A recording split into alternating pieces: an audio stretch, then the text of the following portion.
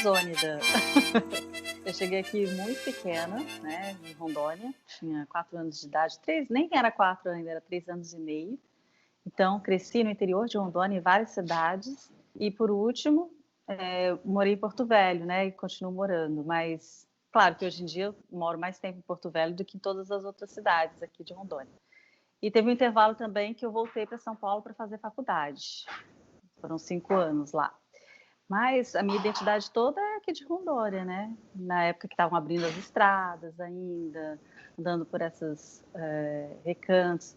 Eu estou hoje aqui no nosso sítio, aqui em Cacoal, e a gente começou a frequentar esse sítio desde pequena. Então, a gente tem toda uma identidade aqui com a floresta, explorar os rios, né? Aquelas crianças que saem no mato mesmo, destemidas. Minha mãe me conta um episódio quando na fazenda eu querendo matar aranha. Então eu era uma criança bem destemida, sem medos, né? Acho que a única coisa que eu tinha medo era de cobra, mas hoje em dia eu nem tenho tanto medo. Que um dia apareceu uma cobra aqui, ela estava morando aqui no teto, e a gente até achou interessante que ela ficasse aqui para comer morcegos e tal. Mas ela já foi embora. Uma jiboinha. Jiboinha de 2 metros. Uma jiboia de 2 metros. Ela foi comendo vários morcegos, ela foi aumentando. Mas assim, então por isso que a minha identificação com a comunidade de Nazaré foi muito grande. Porque apesar de eu não ter vivido na minha infância esse universo ribeirinho, eu me identifiquei logo que eu cheguei. Assim, a primeira vez que eu fui a Porto Velho, eu fiz uma viagem para São Carlos de barco, assim, né, naquele Deus é amor e tudo mais. E nossa, eu já fui me identificando com essa comunidade, com essas comunidades. E depois, quando eu conheci Nazaré, então ficou bem latente assim esse desejo de trabalhar, de pesquisar com essa comunidade, né? Então, eu acho que tem tudo a ver com essa minha vivência desde a infância. Eu lembro que a gente ia para o sítio, aí tinham vários rios, né? Ou mesmo quando a gente vinha de Vilhena para Espigão, porque teve uma época que a gente quase morou nas duas cidades ao mesmo tempo, e a gente falava, ai pai, para aqui que a gente quer tomar um banho de rio. Aí ele parava e esperava a gente tomar banho, se divertir. Ele não tinha essa pressa de falar, não, tem que chegar cedo, que não sei o quê. Ou então, quando tinha muitos atoleiros na estrada, porque tinha, né? A gente tinha que enfrentar a estrada. Às vezes dormia na estrada. Então, para a gente era uma aventura isso. Não era um problema, não era desconforto, era aventura. A gente adorava ficar explorando os rios e ficar andando, esperando. Nossa, era bem, bem legal. Era um jeito diferente, assim, aventureiro, de encarar, né? A vida. Era tudo brincadeira mesmo. Acho que isso se reflete, né, no nosso jeito de ver. Eu me lembro que a gente ia sempre para São Paulo visitar os primos e até mesmo quando eu fui fazer faculdade, aquele choque cultural que você vê, né, que as pessoas são tão voltadas para o próprio umbigo ali, para a metrópole e não tem ideia do vasto mundo que é, né? E a gente vivendo aqui na Amazônia, encontrando pessoas de várias outras lugares do mundo, a gente acaba desenvolvendo uma visão bem mais cosmopolita do que muita gente que vive numa cidade grande. Eu acho que a gente tem esse olhar para o outro bem mais acurado, porque acaba se deparando com diversidades maiores, né? Com culturas maiores. Pega um pouquinho de cada cultura. Eu lembro que eu tinha vizinhos mineiros, aí depois, uma época que eram paranaenses, e aí cada um isso vai contribuindo com a sua formação, né? Depois chega em Porto Velho, tem muitos nordestinos, né? A comida, que nossa, que delícia que é a comida cabocla, né? E também a experiência com os indígenas, porque quando nós chegamos em Espigão do Oeste, os suruís, eles iam para a cidade mesmo todos nus e ficavam em casa às vezes. Depois o Abipuia passou a morar com a gente. Ele ficou órfão e aí minha mãe adotou. Ele ficou com a gente dos 12 aos 17 anos. Era o nosso irmão índio mais velho, né? Cuidava da gente, a gente era pequena, eu e minhas irmãs. E depois ele quis voltar para a aldeia porque ele queria casar, né? Ele queria casar com uma indígena. Tanto que um tempo desses a gente foi lá visitá-lo, né? Ele está casado até hoje com a mesma mulher. Mas ele foi, uma época, parte da nossa vida. E isso também trouxe toda essa diversidade, né? Quando a gente falava que tinha um irmão índio lá, quando chegava em São Paulo, todo mundo ficava, né? Mas você... Porque pra gente era tudo tão natural, né? Os índios, né? Era o nosso irmão, né? Uma coisa muito natural. Enfim, mas isso foi construindo, acho, esse jeito de enxergar a vida bem mais amplo. E depois, claro, o desejo por viajar, conhecer outras culturas também advém disso daí, né? Eu sempre gostei muito de viajar, de conhecer vários países, aqui nos nossos vizinhos, né? O primeiro país que eu fui foi na Bolívia e me apaixonei pela Bolívia, já fui várias vezes. Aí fui toda a América Latina, depois fui ampliando, fui até a Ásia, da Europa, na Ásia. Então, isso traz para a gente um olhar mais ampliado, sim. Pois é, e é bacana, né, que eu perguntei quem é você e você se apresentou através das suas memórias, né, das memórias de infância, das memórias desse se fazer, né, na Amazônia, e você falou de Nazaré, que eu queria que você contasse um pouquinho o que é Nazaré, né, o que é uma comunidade ribeirinha. Bom, é uma comunidade que tem outro ritmo, que tem outro jeito de ver a vida, tem uma relação com a natureza e com o tempo muito diferente de quem vive em Porto Velho, que nem é tão distante assim. Apesar de que Porto Velho é um município enorme, né? Tem lugares, assim, de um extremo a outro que tem 700 quilômetros, né? Se a gente pegar a Ponta do Abunã até Calama, que é o último distrito lá do Baixo Madeira, dá quase 700 quilômetros. Isso é, assim, tipo um país europeu, né? Então, é uma diversidade incrível, mas é uma comunidade que, por causa dessa distância, né, e também que só chega pelo rio, tem muita influência do rio, né? O rio é que que dita a rotina, ditam os costumes, o jeito de pensar e o jeito de agir. É claro que recentemente tem toda uma integração, mas de um jeito positivo, eu acho, né? Porque eles estão se colocando a partir de suas manifestações culturais, né? Teve esse grupo, Minhas Raízes, os próprios narradores que lá contam as histórias e tudo mais, eles se colocam de um jeito a se valorizar. Porque antes o caboclo, ele era marginalizado, né? Recalcado. As pessoas tinham vergonha de dizer que eram ribeirinhos, né? O Beiradão, o projeto Beiradão, um dos narradores diz que isso era motivo de chacota, porque nós somos aqui do interior, o jeito de falar é diferente, mas eu acho que isso foi mudando com o tempo e eles conseguem se colocar. Então, o ritmo é diferente e a alimentação é diferente também, porque a base lá é ribeirinha, então a mandioca, a subsistência, o peixe é muito importante, a questão do pescar. Então, todas essas rotinas, elas influem no jeito de viver a vida, né?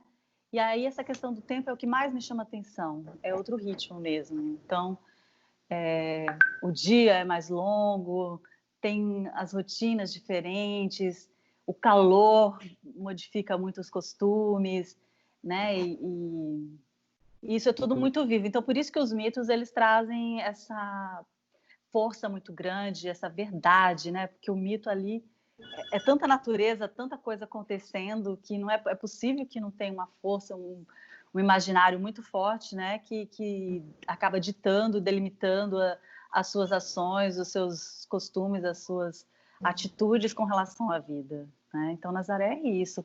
Eu me lembro que eu fiquei lá um tempo, assim, hospedada lá na pousada do Tim Maia, e aí todo dia tinha açaí, assim, 5 horas da tarde. Eu fui desenvolvendo uma obsessão por açaí. Eu ficava compulsiva, que ia chegando 5 da tarde e falando, nossa, eu preciso de açaí. Para você ter uma ideia, né, de como a gente vai mudando, né, naquele lugar, assim, a gente vai adquirindo os hábitos, isso é muito legal. Aí eu fiquei compulsiva por açaí, eu tinha que tomar 5 da tarde, o dia que, não deu para tirar o açaí, porque o açaí era fresquinho, tirado do pé. Hoje não deu para tirar o açaí. Eu falei, nossa, o que eu vou fazer sem açaí? Mas é bem legal, assim, é um ritmo diferente, isso nos faz pensar, por que essa pressa toda, né? Por que a gente tem que fazer tanta coisa ao mesmo tempo, tem que dar conta de tantos compromissos, se colocar ali aquele jeito sossegado, sentado na varanda da casa, e o narrador contava suas histórias, tranquilo. Eu falei, por que não sentar aqui e contemplar também a vida, a natureza? É bem diferente, assim, é muito legal. Nazaré é isso também. É claro que tem os momentos de festa, né, de festejo, que a comunidade comemora, tem a festa da melancia, tem o santo padroeiro, né? Então tem esses festejos que são bem interessantes e que daí dá para mostrar também essas manifestações culturais, né? O boi, a paragem cultural, que é uma manifestação, uma festa que eles realizam lá, que tem um cunho religioso, mas que acaba mostrando todo essa criatividade, né? Essas tradições que eles tanto cultivam. E aí tem esse momento, aí vem a comunidade, vem o pessoal de Porto Velho, os parentes, né, indígenas também, e vem para curtir. Aí tem também a outra coisa que é muito aglutinadora, é a questão do esporte. Lá tem os torneios de futebol e as meninas fazem também, jogam também futebol, e isso é bem legal, e aglutina outros distritos, aí tem essa disputa do esporte, e que é bacana que a gente tem as ligações com outros distritos. Mas no ritmo cotidiano mesmo, é outra história, é mais contemplativo mesmo. Ah, vamos reunir a comunidade para fazer farinha, aí vai todo mundo lá cortar mandioca, descasca, aí depois faz a farinha, e aí faz todo mundo, depois divide aquela farinha que todo mundo fez junto. É bem bacana, é outro ritmo de pensar mesmo nessa comunidade, nessa vida idílica, né, da natureza, assim. Claro que tem muitas dificuldades. A natureza ela impõe muitas dificuldades, né? Às vezes dificuldades financeiras e tudo mais. Mas eu acho que no cômputo geral você vai ver que tem muito mais coisas positivas do que negativas. Sim, tem muita vivência coletiva. Essa experiência da farinha, da casa de farinha, da pesca. Eles vão muito em grupos fazer pesca. Aí vai todo mundo de barco para aquele lugar lá em algum determinado lago onde está dando peixe. Eles montam lá as barracas e tal. Tem a época da colheita da melancia, também reúne todo mundo. Então tem essa vivência coletiva, né? Dos torneios, todo mundo ajuda para fazer a festa, um faz o figurino do desfile que vai ter. Uma coisa muito interessante é as apresentações culturais, que todo mundo se envolve, a comunidade inteira se reúne para fazer os figurinos das peças ou do boi, vai confeccionar o boizinho. Então, tem essa vivência coletiva muito forte, sim, na comunidade. Eles são incríveis. Eles têm todo um ritmo, uma narrativa mesmo própria dos arautos, eu diria, né? Dos mitos que a gente fala dos arautos gregos, que traz a tradição, né? Então, eles dominam isso, tem mesmo esse ritmo de contar, sabe? A pausa correta, a risada no ponto certo. É incrível. Eu não tive grandes dificuldades, por exemplo, para transcrever o material, porque eles diziam com uma clareza tão grande, com um ritmo tão bacana que... tá ouvindo? Tem até um grilinho aqui. Então, para mim foi bem fácil de transcrever. Claro que era muito material. O difícil foi isso, porque eram muitas entrevistas, né? 25 entrevistas, várias horas de entrevistas. Então, foi mais difícil por isso, mas pelas histórias eram tão saborosas assim que e também com muita vivência, né? Com muito tempo eu entrevistei vários jovens, mas a maioria eram os narradores mais antigos que têm todo um saber dessa comunidade, da origem, né? E de toda essa bagagem cultural, dos mitos, dos costumes. E aí eu só estimulava alguma perguntinha ou outra, mas nem precisava, porque eles já iam contando naturalmente o fluxo da memória e às vezes eu jogava algum temazinho assim e aquilo já vinha naturalmente, o jeito de contar, né? A dona Veneranda, então, assim, nem precisava falar muito, que ela Ah, e também, claro, exprimindo toda a sua vontade mesmo de que a sua história não morra, né? De que não se acabe. Aí tem todo um jeito de pensar também, né? Deixa expresso nesse depoimento. É muito interessante. E aí, na minha análise, eu faço justamente eu pontuo justamente essas questões culturais, né? Por meio da teoria pós-colonial, o que é colonial, o que é pós-colonialismo, o que é importante para essa comunidade, o que é empoderamento, e aí a gente vai... Porque não exatamente a comunidade ela está o tempo todo se rebelando, se colocando culturalmente. Claro que tem as marcas da colonização ali, e aí isso eu aponto também nos discursos, né? À luz dessa teoria, eu aponto também os pontos coloniais, assim, os colonialismos existentes, mas a comunidade é muito mais pós-colonialista do que colonialista, isso eu posso afirmar.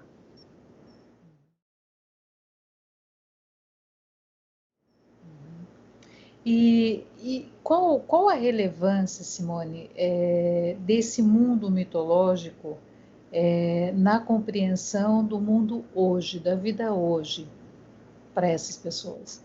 Eu acho fundamental para eles. E isso determina vários comportamentos, questão moral, assim, de exemplos. O mito ele ajuda a educar, né? Ele traz a educação para os mais jovens. Olha, menino, não pode ir no rio. Claro, não pode ir no rio porque é perigoso, a pessoa pode se afogar. O rio ali, você pode até nadar, mas tem o rebojo, mas aí tem o mito do boto que te leva, né? Aí você vai ajudando a educar essas crianças a respeitar a natureza com o mito, né? A curupira, olha, à noite os barulhos da floresta, tal, a curupira, né? Diz que a curupira, mas uma tempestade dentro do mato é muito perigoso porque pode cair o pau, né? Cair o tronco. Então tudo isso vai influindo no jeito de agir, né? De todos eles. Se o caçador vai pegar uma caça, por exemplo, que não é necessária, só por matar, isso não é para subsistência, é para comida, né? Porque a caça ajuda na subsistência deles, né? Eles vão matar porque precisam comer, tal. O dia que não tem o peixe, tem a caça. Mas se a pessoa mata além do necessário, que não pode levar a caça, por exemplo, ele é castigado pela curupira, né? Então isso também tem princípios ecológicos envolvidos, tem várias outras coisas que ajudam a educar, né? E que determinam costumes, determinam maneiras de agir dentro da comunidade, né? E essas histórias também servem para... Não, e outra coisa também, uma cobra grande, por exemplo, a pessoa está ali aquele rio enorme que tem cobras inacreditáveis. Então, é óbvio que a cobra grande não é só uma lenda, ela existe de fato, de verdade, aquelas cobras enormes estão ali e podem pôr em risco a vida deles, né? Então, às vezes, essas histórias refletem um pouco a realidade e trazem reflexões sobre os perigos, né, que a vida ribeirinha traz no cotidiano desses. Então, eu acho que é determinante. Os mitos, eles são muito determinantes assim, no jeito de pensar, de agir e os costumes da comunidade, com certeza. Aliás, há uma sincronicidade, né? É uma cobra que se alimenta, que cresceu no teto da casa do sítio, né? As cobras grandes da comunidade de Nazaré. Sim. Há uma certa sincronicidade. Mas você sabe, Beth, que a cobra grande foi uma coisa bem impressionante para mim, porque eu tinha medo de cobra, mas hoje eu não tenho mais, né? Mas uma vez eu me lembro eu estava com uma tosse muito forte, estava até contando para minhas irmãs esses dias, que eu estava com uma tosse, na época que eu trabalhava na TV Rondônia, era uma tosse assim, que até vomitava, de tanto que eu tossia. E no trabalho, eu trabalhava na TV e era terrível. Aí eu falei, nossa, não consigo mais resolver isso. Aí eu tenho uma amiga que é a Estrela, que fez até mestrado comigo lá na Unir. A Estrela falou assim, Simone, eu conheço uma benzedeira, você não quer ir? Aí eu falei, eu quero, qualquer coisa que me ajude nisso. Ela me levou na benzedeira, essa benzedeira, gente, era uma energia, uma áurea, assim, e foi o primeiro contato que eu tive com esse universo xamânico, né? Porque essas mulheres lá, a Dona Preta, todas essas mulheres das comunidades, ela tem um saber ali que vem da questão indígena, né? Dos pajés e tudo mais, são conhecimentos da natureza mesmo. E aí ela me tratou de um jeito assim, colocou a mão nas minhas costas e tudo. E depois ela me contou uma história da cobra grande. Depois que ela me fez a reza dela para eu passar a tosse, ela contou a história da cobra grande que morava numa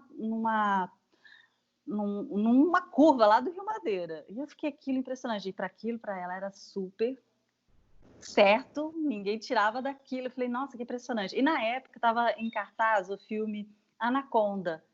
E estava há 6 meses em cartaz em Porto Velho, o filme Anaconda, no Cine Brasil, que dava voltas na quadra para as pessoas assistirem. E falei, gente, isso é uma coisa impressionante. Aí eu fui fazendo essa relação, né? Falei, nossa, a cobra grande realmente está no imaginário da população de Porto Velho. Isso aqui é muito importante, né? A cobra grande, a tal da Anaconda, a leitura hollywoodiana, né?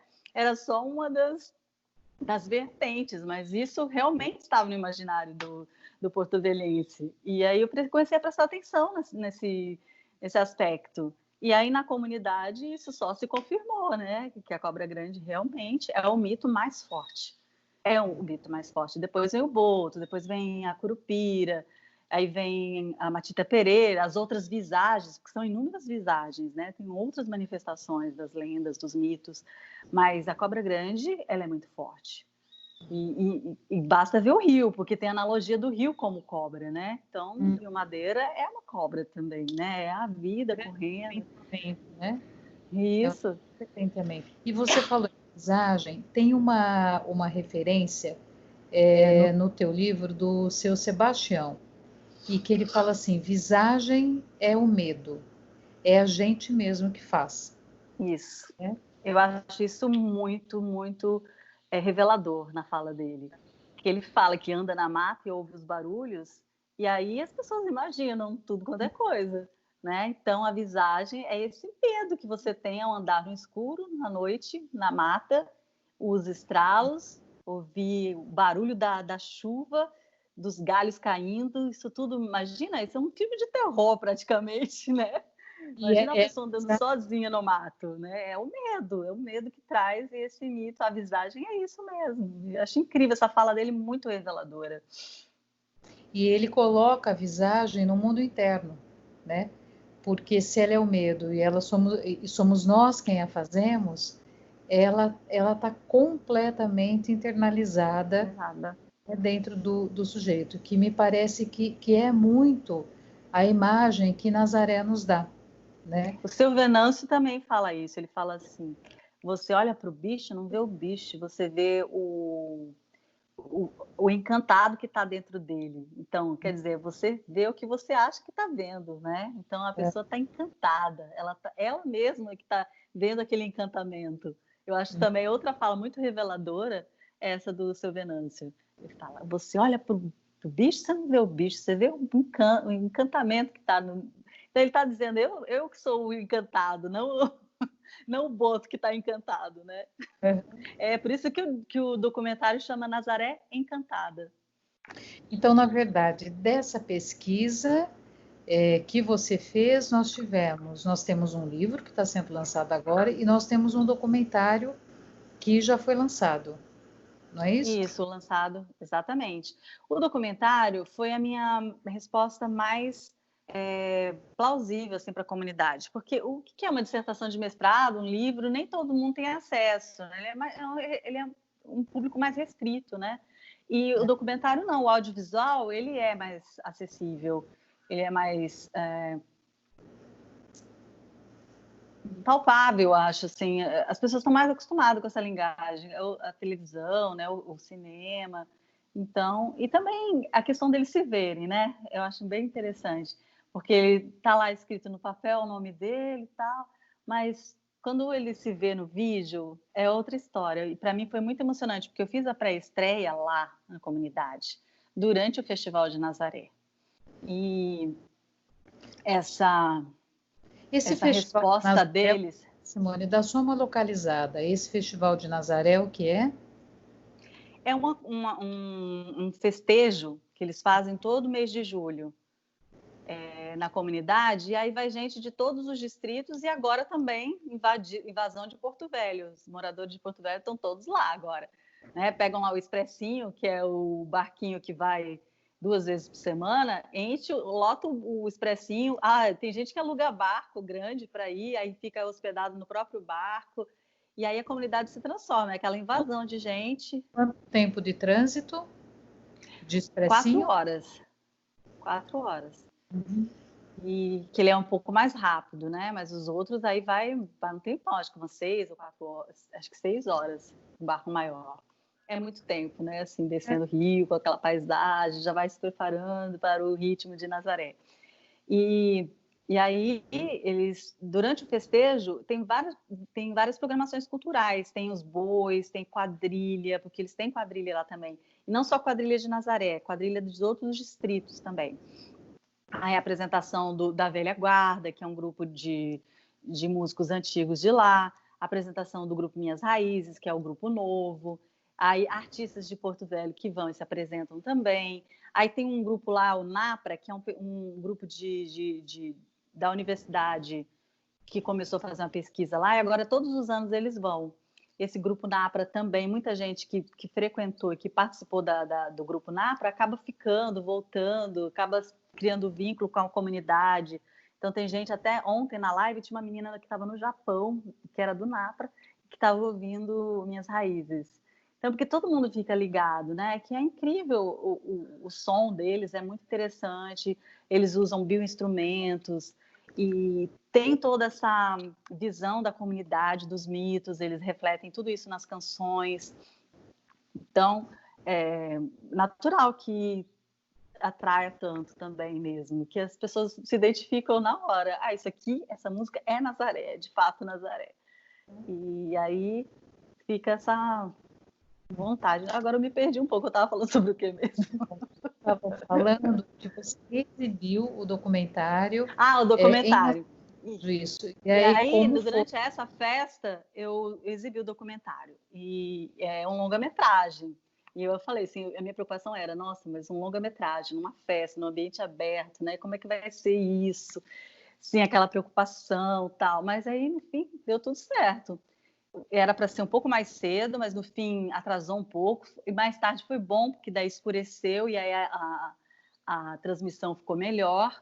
E todos pararam. E aí os narradores todos estavam lá e foi lindo de ver, eles ficaram emocionados. 3 narradores já tinham falecido, porque eu fiz as gravações em 2011 e a exibição foi em 2018, né? Então, tinha, por exemplo, a filha do seu Venâncio, a dona Doca, já tinha falecido, a dona Margarida também, né? Então tinha gente assim que os filhos das pessoas que já tinham falecido vieram emocionados me falar. Então foi bem legal, assim, deram depoimentos depois. Nossa, eu não imaginava que ia ficar tão bonito assim a nossa comunidade, porque uma coisa é você tá lá convivendo, etc, mas você vê isso sistematizado no vídeo, ter uma leitura, né, de alguém sobre aquilo, com as canções, toda essa costura que foi feita, eu acho que isso trouxe todo um momento especial para a comunidade. Foi bem bacana. Eu fiquei muito feliz com o resultado, e aí eu pude dar minha contrapartida, que eu fiquei lá, eles me doaram tanto, né? Doaram o tempo, as suas histórias, suas visões de mundo, e aí eu pude retribuir, dando a minha visão sobre eles. E eles gostaram, mais ainda, eles gostaram da minha visão sobre eles, então foi bem bacana. E aí o documentário ainda não está disponível no YouTube, mas eu vou colocar em breve, porque eu estou participando ainda de alguns festivais. O último agora que eu me inscrevi foi a Mostra de Cinema e Direitos Humanos, então não tenho resultado, eu agora com esse momento de pandemia não sei como que vai ser, se vai continuar a ocorrer ou quando vai ocorrer, né? Mas assim que a gente tiver uma resposta, se vai entrar ou não, aí eu já libero o documentário para o YouTube ou o Vimeo e aí coloco à disposição de todos para que todos possam assistir também o documentário. Porque Que daí bacana. tá lá escrito os depoimentos, mas ouvir eles falando é muito diferente também. É outra história, o jeitinho de Então, falar de são cada um. instrumentos, né? São instrumentos diferentes, né? Eu queria Sim. trazer uma fala não, né? Uma escrita, teu do livro, e queria te ouvir um pouquinho a respeito. Você fala assim, você escreve: por meio das narrativas se pode vislumbrar não apenas as lendas, mas a grande repercussão social, política, econômica e simbólica dessas histórias, perante o indivíduo e o grupo. Você pode falar um pouquinho a respeito desse texto teu? Eu dei essa liberdade para eles, quando forem falar, um roteiro já meio que, assim, a origem dele, a ligação com Nazaré, né? E aí, naturalmente, isso surgia. Por exemplo, o seu Artemis, ele fala das dificuldades que Nazaré enfrentou, como politicamente Nazaré era nula, né? Era relegada. E a partir do momento em que ele vai atrás de uma urna, porque as pessoas não conseguem votar na cidade, porque não tinha barco para ir votar, aí ele se organizou, pegou o título de todo mundo, tudo, conseguiu um barco para levar para votar e depois ele conseguiu trazer a urna para Nazaré. Essa movimentação política, essa representatividade que para ele era importante politicamente, trouxe toda uma mudança para Nazaré. Aí todo mundo começou a enxergar Nazaré, porque tinha uma urna, ele fala exatamente assim, né? Então, todo o agir deles, o pensar, isso traz repercussões, tanto políticas, né, sociais, né?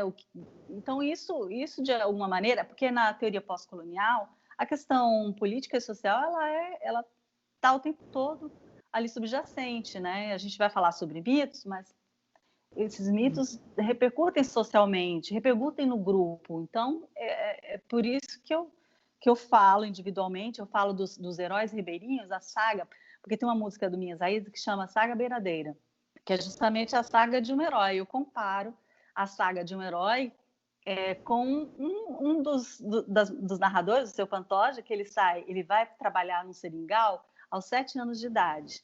Aos 10, ele dá aquele momento do incômodo, que é exatamente o que acontece com o herói, que ele dá aquele momento do incômodo e ele começa a seguir uma trajetória de luta, né, e com várias dificuldades a enfrentar, até triunfar e se tornar o herói, né, tem um mentor, todos os elementos da saga do herói estão ali contidos naquela narrativa dele. Né? Claro que no universo ribeirinho dele, do menino ainda, que ele vê aquele incômodo, ele tem aquele... vendo que ele está sendo explorado, porque ele está trabalhando, recolhendo seringa. Aos 7 anos de idade ele começa, e até aos 10 ele fica recolhendo seringa. Ele fala, não, eu cansei de ser explorado, eu quero sair daqui. Isso aqui para mim é uma escravidão. Eu estou sendo escravo nesse lugar. Ele tem essa percepção já aos 10 anos de idade. E aí ele segue. E aí ele tirava a seringa lá no Rio Machado. E aí ele segue, vai até o Rio Madeira, vê uma cobra grande boiando. Ele passa na casa de um homem mais velho, que é um mentor dele, que orienta ele. Não, você vai, então, eu vou te dar uma comida, uma canoa para você, então, subir. E aí ele consegue vencer todos esses obstáculos e chega lá para o patrão dele e fala, não volto lá. Eu me lembro até hoje, eu tenho tantos quilos de borracha que eu tirei no último dia. Se você quiser me pagar, me paga, mas eu não volto mais, nunca mais lá. Então, quer dizer, essa saga ribeirinha, ela repercute na vida desse homem, dessa criança, na verdade, né, que era um adolescente, e traz E ele nunca esqueceu disso, olha só. Já velhinho, quando ele me deu o depoimento, ele acho que tinha 70 anos, e ele me conta todo esse passo a passo, essa trajetória dele, dessa saga do herói, que ele triunfa, ele sai de lá da exploração desse seringueiro que estava lá mantendo uma criança trabalhando para ele, imagina, né? Então, eu tento fazer todas essas leituras, né, mostrando que essas repercussões não são só pessoais, né? Tem um caráter social também, tem um caráter dentro do grupo, isso vai trazer repercussões também, né? Porque é uma comunidade que viveu a questão da seringa, é um sistema de exploração bem forte, né? Porque você já entrava explorando a seringa para o senhor já quase devendo, né? Aquele sistema de aviamento. Então, você já tem que entrar para tirar a seringa, você já está devendo a mercadoria, o alimento, várias coisas. Então, você nunca consegue sair da dívida, nunca. Né? O sistema de aviamento ele é muito opressor. Né? Nessa Amazônia que muita gente acha que é uma Amazônia que não é ocupada, né? Que não tem ninguém, que é um vazio demográfico, né? Mas tem gente lá sendo oprimida pelo capital, com certeza, ainda existe lá. Então, essas repercussões todas eu procuro mostrar no livro.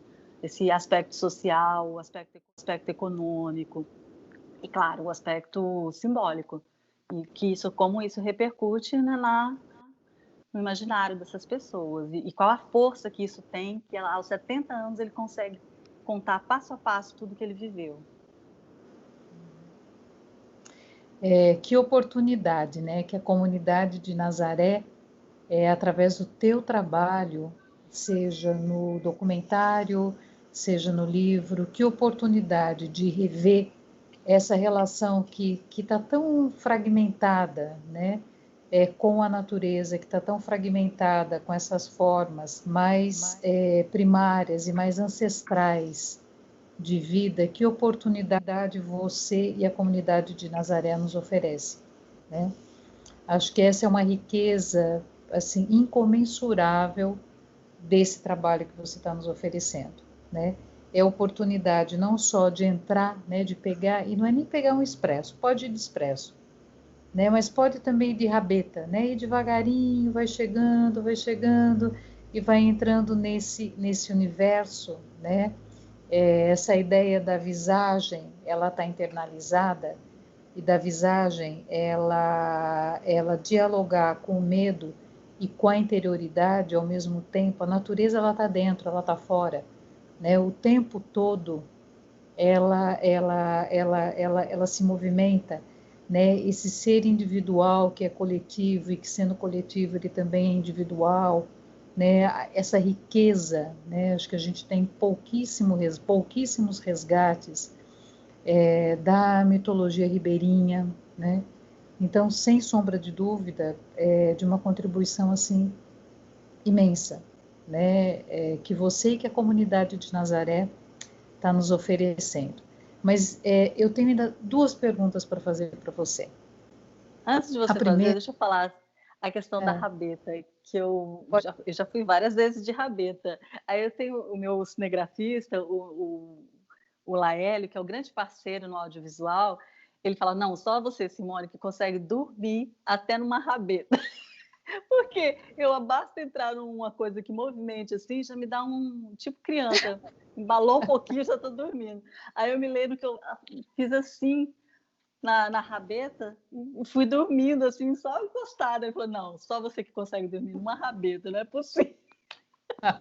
Eu entro no ritmo já de Nazaré, já vou tirando um soninho já. Só um fato pitoresco. Sim, mas talvez tenha que ser essa criança, né, a chegar em Nazaré e poder ter a escuta, porque muitas vezes na condição adulta, essa condição já petrificada faz com que a gente não ouça. Então, assim, tem que chegar, tem que ser a criança a chegar a Nazaré, senão não dá para ouvir mesmo, né? Não dá para ouvir. Então, mas eu queria saber primeiro, né, que Simone renasce depois de Nazaré? Né? Eu acho que respeitando, né, acho que mais ainda, respeitando ainda mais essa cultura, a questão do outro, sempre ouvir o outro.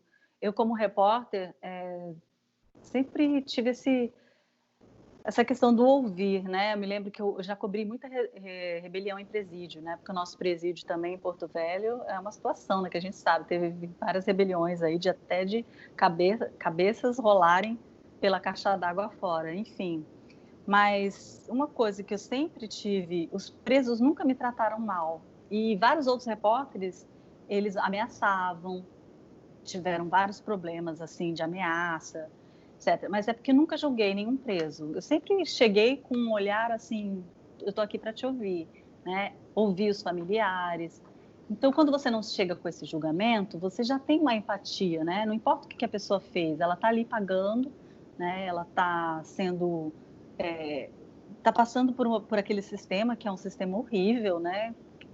Sob o ponto de vista dos direitos humanos. Mas, enfim, se chegar sem julgamentos, né?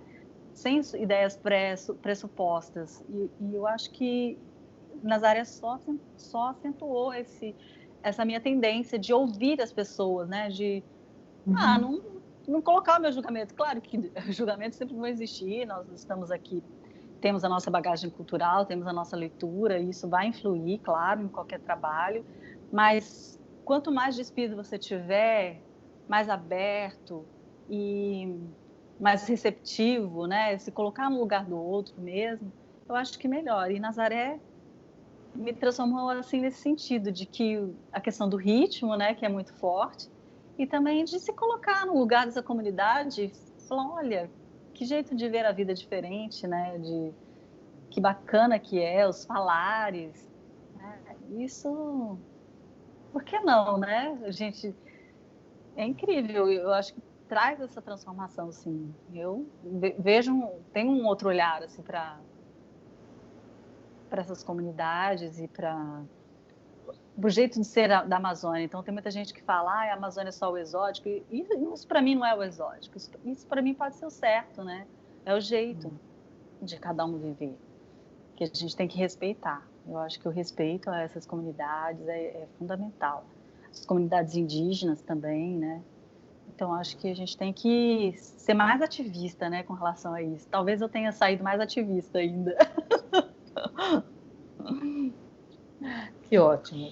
E a última pergunta, você começa, né, esse nosso bate-papo trazendo memórias, né?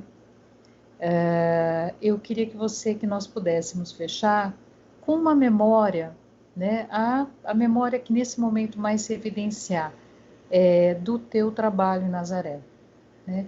Se você pudesse trazer uma memória, que memória você traria de Nazaré? Eu acho que é aquele sentar ali na beira do rio, olhar o tempo passar, né? Vamos fazer tal coisa. Eu acho que é essa memória do que o mundo moderno chama do nada, mas que para mim não é o nada. É uma amplitude da natureza, assim, contemplar. E eu acho que isso é forte em Nazaré. É um calor, assim, uma coisa que você, né? Às vezes não aguenta o calor porque tem o vapor do rio, assim. Mas esse nada, assim, que talvez o mundo moderno encare como nada, eu acho que é muito repleto de vários sentimentos, de várias... Acho que Nazaré é se contemplar, sabe? No tempo das coisas, da vida, da natureza, né? Esse ritmo diferente. Eu acho que essa é a grande memória que eu fico de Nazaré. Não dos festejos, né? Que é muito especial também, não, mas esse cotidiano, do dia a dia, de sentar e de passar para o vizinho assim, oi, tudo bom, seu Venâncio, tudo bom, seu Edi, tudo bom, seu Artemio, dona Veneranda, e aí, né?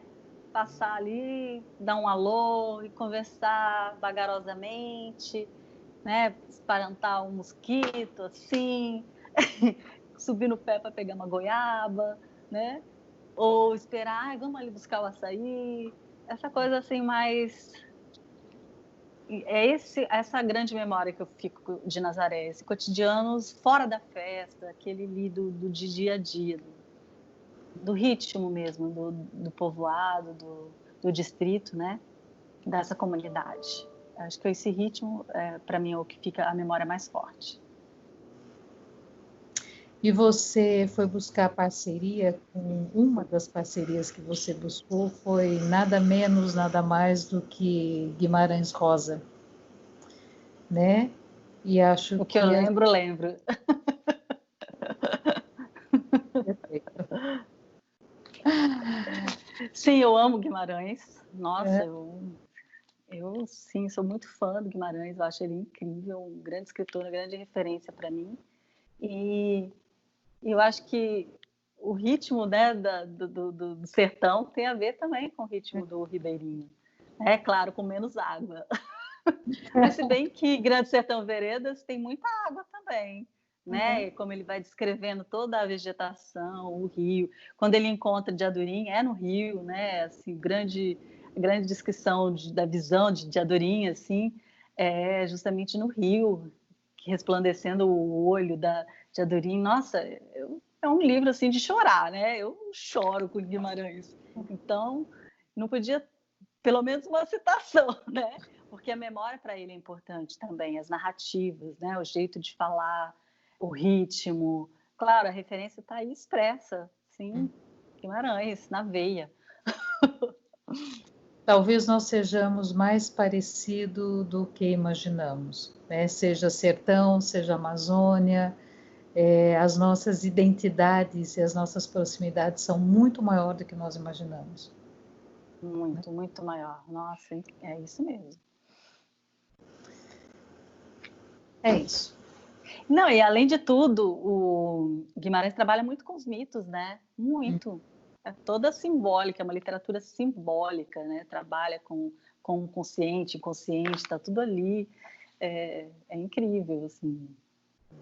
Acho que todo mundo tinha que ler Guimarães para melhorar o mundo, né? Olha, eu acho que é bem-vindo nesse momento, inclusive, né? Inclusive, Porque se nós temos a oportunidade ímpar de fazer, de construir, de oferecer um mundo diferente para o momento em que nós possamos voltar às ruas com segurança, né? Então é uma oportunidade de fazer diferente coisas que nós fizemos e que talvez não tenham sido as melhores escolhas, pelo menos o que nós temos vivido tem dito isso, né? Então, quem sabe Guimarães, quem sabe Nazaré, quem sabe, né, tudo que a gente tem visto, tem ouvido, né, na mitologia ribeirinha, na mitologia dos povos da floresta, na mitologia indígena, quem sabe não seja um bom momento, né, para nós nos reconectarmos com os nossos ancestrais, né? Pois é, e aí os mitos, eles dizem de nós muitas coisas de nós mesmos, né? E as pessoas precisam saber um pouco mais sobre os mitos mesmo. Você sabe que você acredita que me perguntaram quando eu enviei o convite se... Porque tem um político aí que é mito, né? Mas enfim, para não dizer o nome da figura. Mas porque a pessoa segue o mito? Eu falei, gente, é limitar demais, né, o sentido da palavra. Ai, nossa, eu fiquei assim, atônita com essa observação. Você é seguidora do mito? Eu falei, sim, de vários mitos. Aliás, essa é uma diferença. Às vezes, um único mito, ou que a gente tem uma única verdade, né? A história nos mostra os momentos terríveis que nós vivemos, né? Quando a gente tem uma única verdade, um único mito, né? Saber lidar com a diversidade faz parte, eu acho que da nossa sanidade e das nossas possibilidades de vida, né? Simone, muito obrigada, né, por esse bate-papo aqui nosso. E eu espero que as pessoas que possam ouvir, né, essa nossa conversa se sintam desafiadas a ler, né, sobre Nazaré, a conhecer esses mitos, a conhecer, né, o teu trabalho, que é de uma riqueza muito grande. Então, que ele seja muito bem-vindo e obrigada.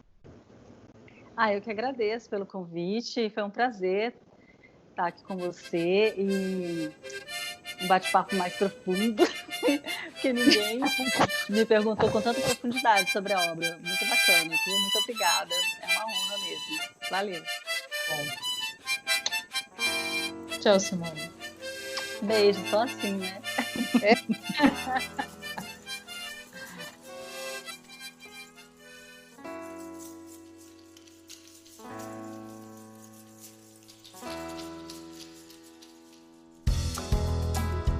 Saga beiradeira, saga beiradeira, saga beiradeira.